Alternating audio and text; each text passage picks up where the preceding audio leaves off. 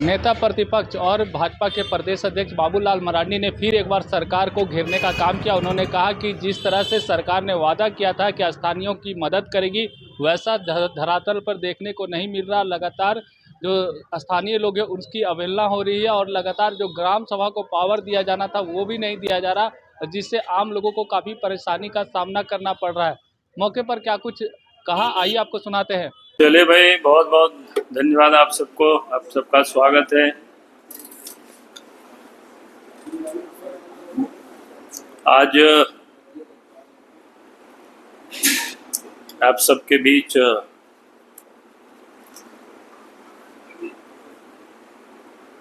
मैं सरकार के उन कामों के बारे में थोड़ा आपका ध्यान को मैं देना चाहता हूं, ताकि आप सब समझ सके। जो सरकार कहती है कि आबोआ सरकार है, यानी हम लोगों की सरकार है, और सरकार स्थानीयता पर बहुत बल देती है। कहने के लिए बार बार इस बात को कहती है कि वे स्थानीयों को रोजगार में अवसर मिलना चाहिए। उसके लिए भी आप सब लोगों ने देखा कि सरकार ने कहा 75% निजी संस्थानों में भी यहाँ के लोगों को काम मिलेगा। क्या जरा करें 75% लोगों को काम मिलेगा। फिर आप सब लोगों ने देखा होगा कि जब हेमंत सोरेन की सरकार बनी शुरुआत में, तो यहाँ तक उन्होंने कहा कि 25 करोड़ रुपया तक की जो ठेका पट्टा है यहाँ के स्थानीय नौजवानों को, आदिवासियों को मिलेगा। लेकिन मिला कुछ भी नहीं। और जहां उनको देनी चाहिए, जहां सरकार के पास अवसर है, लेकिन वहां देती नहीं है, बल्कि वहां पर इस प्रकार से कायदे कानून बनाती है ताकि वो यहाँ के वो जो गरीब बेरोजगार नौजवान है उसमें पार्टिसिपेट ही नहीं कर सके, भाग ही नहीं ले सके। आप सब लोगों के संज्ञान में आ गया होगा, क्योंकि अभी अभी हाई कोर्ट ने बालूघाट की नीलामी पर रोक लगाई।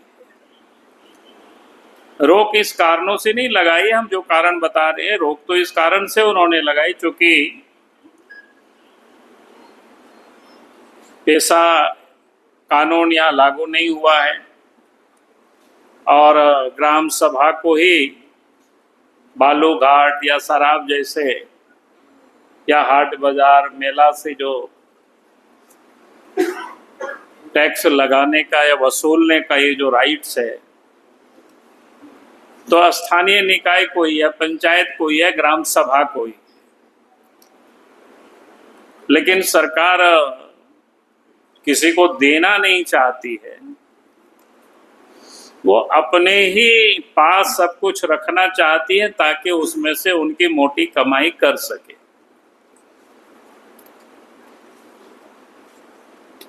तो मैं कह रहा था कि भाई किस प्रकार से उन्होंने, यानी ये जो नीतियां जो बनाती है झारखंड सरकार,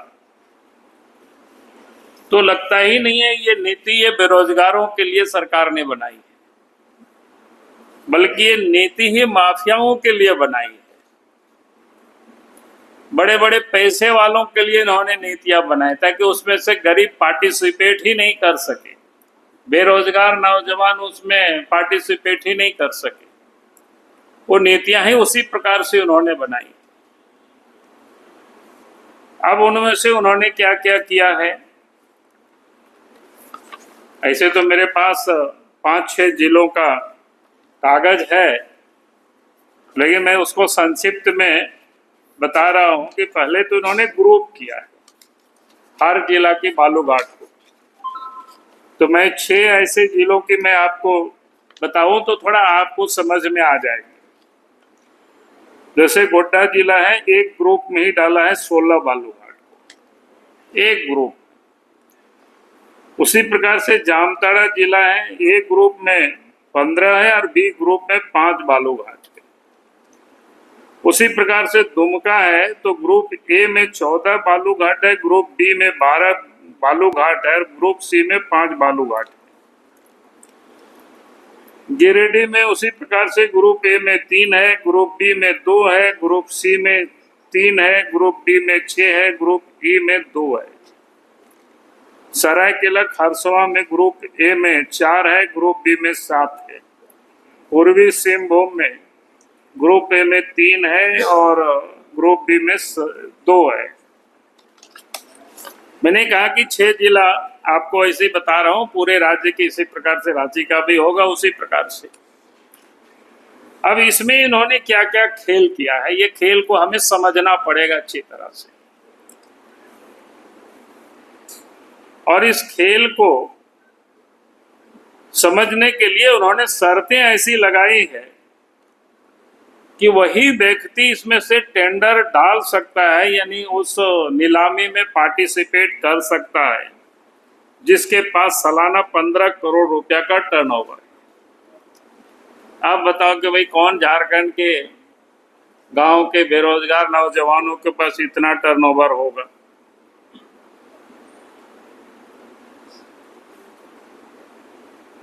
तो आप ये जरा सोच सकते हो किस प्रकार से, यानी यहाँ के जो बेरोजगार युवक है, आदिवासी युवक है, इनका बालू जैसे माइनर मिनरल्स है उसके व्यवसाय से भी लोगों को इन्होंने दूर कर दिया।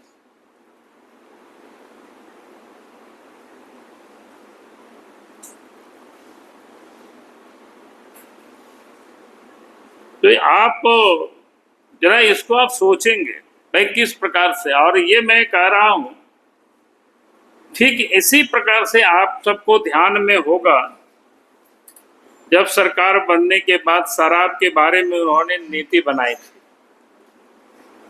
1.0 में।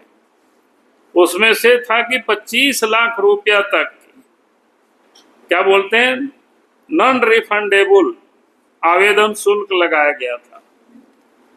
अब 25 लाख उस समय लगाया गया था नॉन रिफंडेबल, यानी आप अगर उसमें पार्टिसिपेट करना चाहते हैं तो 25 लाख रुपया उस समय की मैं आपको बात बता रहा हूं।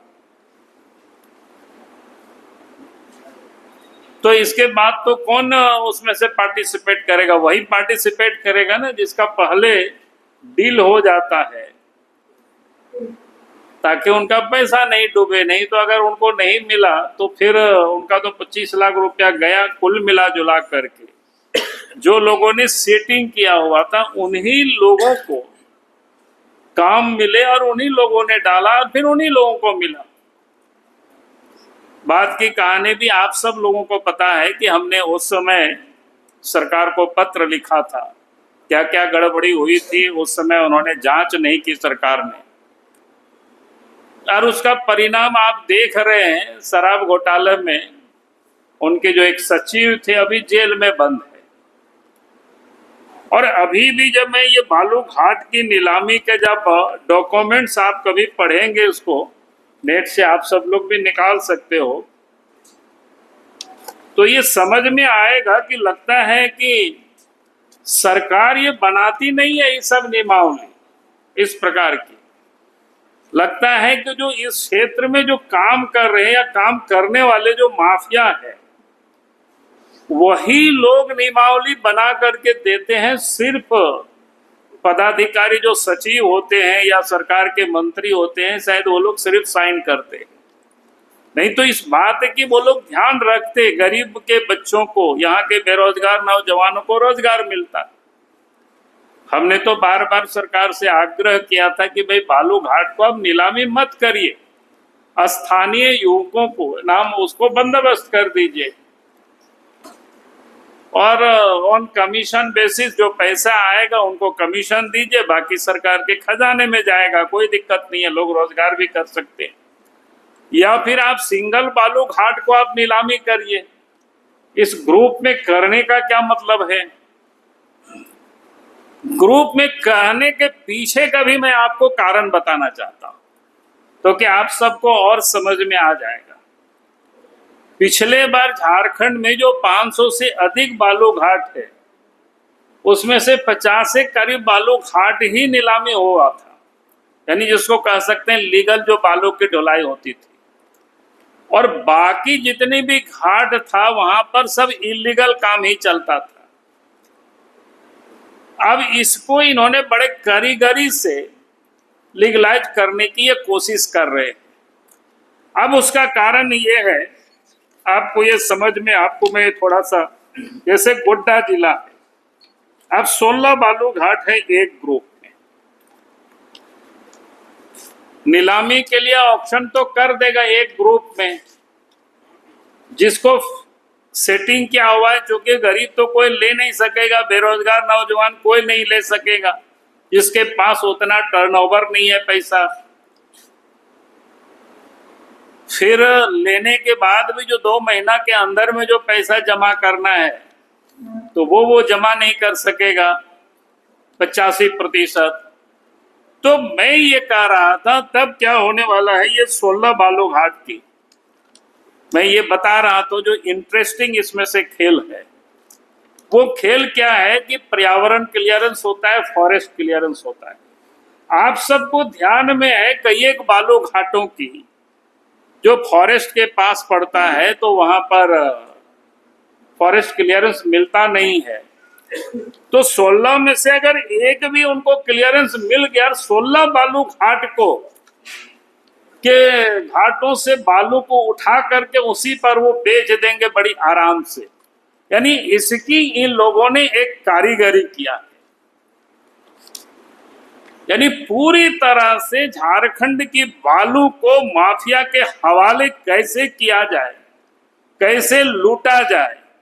लूट तो अभी भी चल रहा है, अभी भी आप बरसात के समय, आज भी हम देखे थे, हमको लोगों ने गोड्डा सुंदर पहाड़ी से वीडियो लोगों ने भेजा मोबाइल में, वो मैं देख रहा था। कल भी मैंने देखा कि कहाँ का, धनबाद जिला का, वो भी किसी क्या बोलते हैं सोशल मीडिया में हमने देखा था कि वहां कैसे कैसे माने ट्रक से पानी से लोग निकाल रहा है बालू, ये सब देखता है, वहां गाड़ी लगी हुई है किस प्रकार से।